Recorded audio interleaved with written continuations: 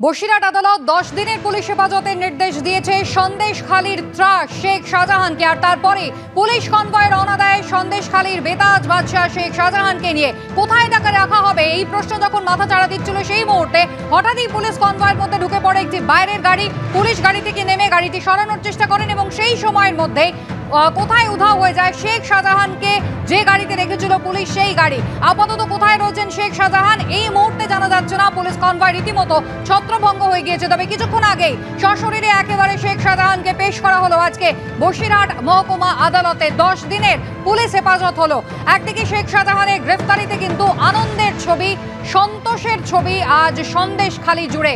সন্দেশখালীর মানুষ যারা ক্ষুব্ধ ছিলেন, যারা এতদিন ধরে যাদের ক্ষোভের বহিঃপ্রকাশ হচ্ছিল বিভিন্নভাবে, আজ স্বস্তির হাসি তাদের মুখে মিষ্টি মুখ করলেন সন্দেশখালীর মানুষজন।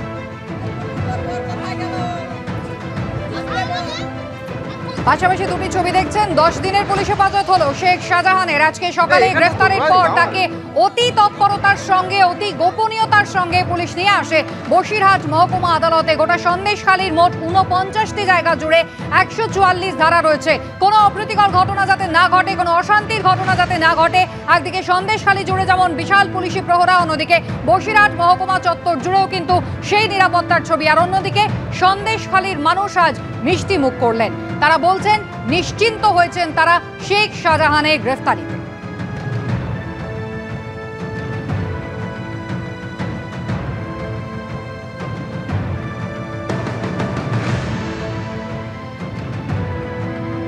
শেখ শাহজাহান 56 দিন পর গ্রেপ্তার হওয়াতে সন্দেশখালীর খোঁজাপাড়াতে উৎসবের মেজাজ। একদিকে ফুটছে বাজি, অন্যদিকে জিলিপি খেয়ে মিষ্টি মুখ করছেন গ্রামবাসীরা। আমরা তাদের সাথে কথা বলবো। আজকে খুশি, এই খুশি কিসের খুশি? শেখ শাহজাহানের গ্রেপ্তারের খুশি। এতদিন পরে একটা শয়তান, একটা জুলুমবাজ অ্যারেস্ট হয়েছে, আমরা খুব খুশি। আমরা এর সাথে কথা বলবো। আজকে এই যে আপনারা মিষ্টি মুখ করছেন, মানে এতদিন পরে কি একটুখানি মানে মন খুলে আমরা আনন্দ করতে পারছি। খুবই ভয়ে ছিলাম যে কবে ধরা পড়বে। আজকে মনে হচ্ছে যেন অনেকটা সুস্থির ভাব অনুভব করছি যে উনি অ্যারেস্ট হয়েছে। একটা জিনিস বলুন, যে আমরা এখানে দেখতে পাচ্ছি যে একেবারে কচি কাঁচা থেকে শুরু করে পাড়ার মহিলারা তারা বেরিয়ে এসছেন। এখানে যারা পাড়ার যুবকরা রয়েছে তারা এখানে বাজি ফাটাচ্ছে এবং সেই বাজি কিন্তু ইতিমধ্যে তাদের হাতে রয়েছে চকলেট বোমা, সেই চকলেট বোমা ফাটাচ্ছে।